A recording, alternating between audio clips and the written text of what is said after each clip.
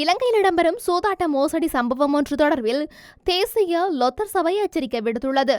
புள்ளடியிடுதல் அல்லது சதுரம் வெட்டுதல் என்ற பெயரில் நாடளாவிய ரீதியில் சட்டவிரோதமாக செயல்படும் சூதாட்டம் ஒன்று தற்போது பரவலாக நடைபெற்று வருகின்றது என தெரிவிக்கப்பட்டுள்ளது. இந்த சூதாட்டத்தில் தேசிய லொத்தர் சபை லொத்தர் சீட்டு வெற்றியாளர்களின் இலக்கங்களை கணித்து அதன் கடைசி 2 இலக்கங்களை அடிப்படையாக கொண்டு சில நபர்கள் இச்சூதாட்டத்தை நடத்துவதாக தெரிவிக்கப்படுகின்றது. சதுரம் வெட்டுதல் அல்லது புள்ளியிடுதல் என்ற பெயரில் நடத்துவதாக தகவல்கள் வெளியாகியுள்ளன.